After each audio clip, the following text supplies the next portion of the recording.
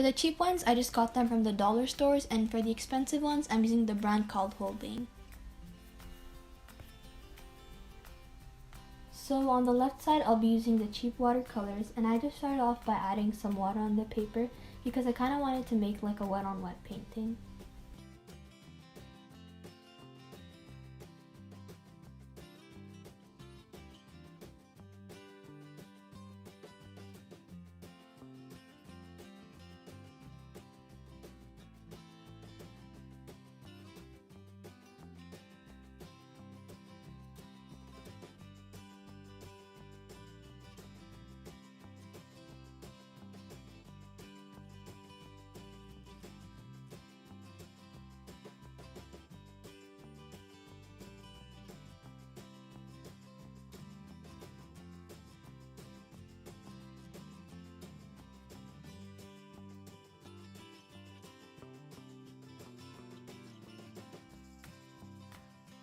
When I added the second layer, it didn't blend in even though my paper was wet.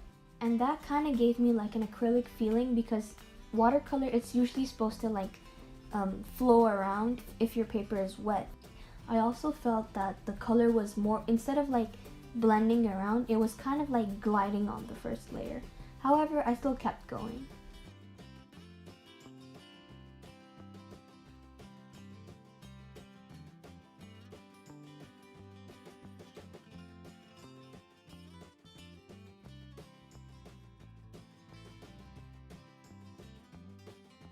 When I used purple, I was pretty surprised because in the pot it did look pigmented. However, as you can see here, it looks pretty light and translucent. But because I had to make it look a little darker, I decided to just add more layers.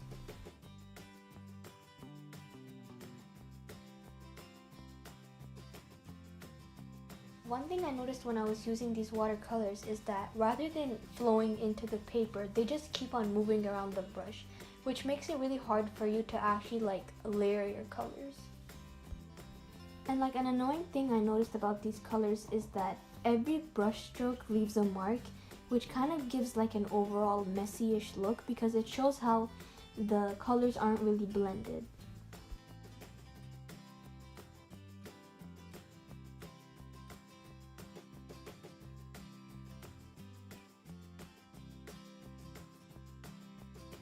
So for some reason I thought that maybe this pink won't be that bad because it really did look nice like when I was about to use it.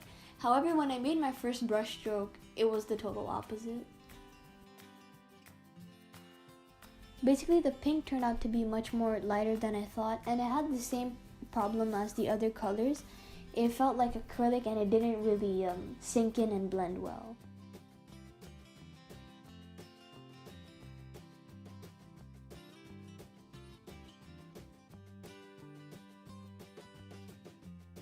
I tried to layer the pink more and more because I kind of wanted to make like a smooth gradient. I didn't want the blue and the purple to look very dark and the pink to look extremely light.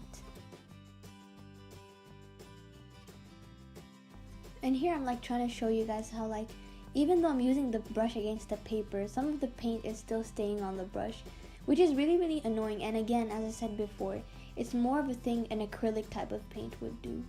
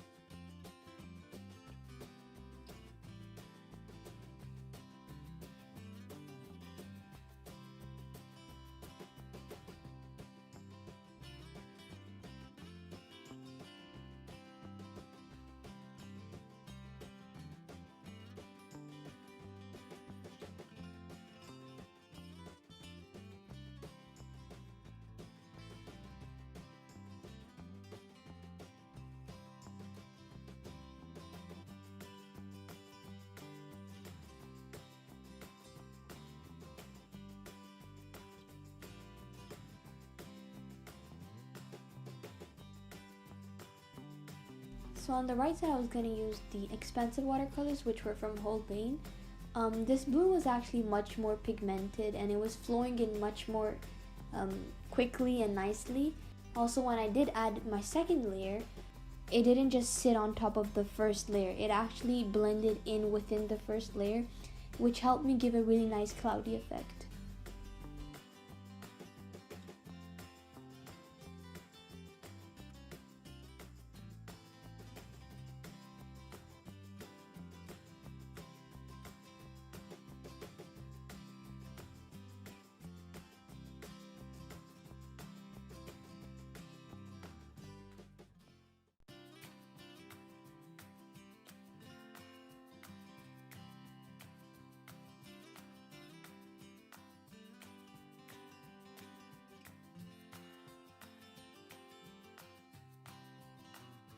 So the good thing I noticed about the Holbein paint is that it did leave some brush stroke marks, but like they weren't really harsh. Because the paper was wet, they also did blend it and spread around. The closest I was able to get to the cheap watercolor purple shade was using my royal blue and mixing it with opera pink.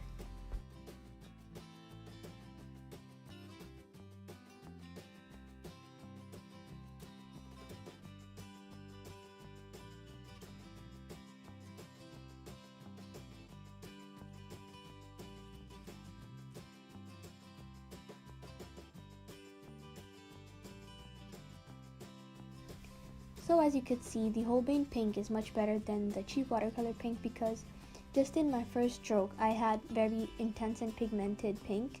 It wasn't like the cheap watercolor where I had to keep on layering it to make it dark enough.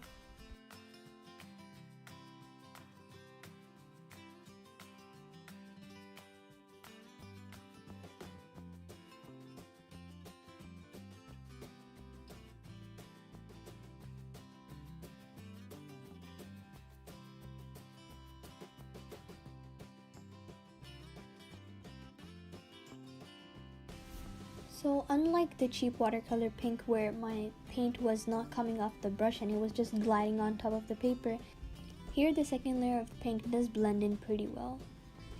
So another good thing about this Holbein watercolor is that when it's on wet paper, it stays damp for a long time, which lets you fix any mistakes you have or re-layer any part of the painting if you want to.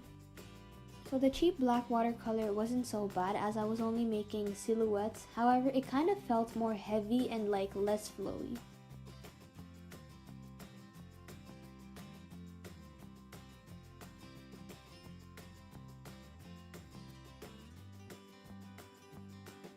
So the good thing that I quickly noticed about the Holbein black was the fact that it was very pigmented.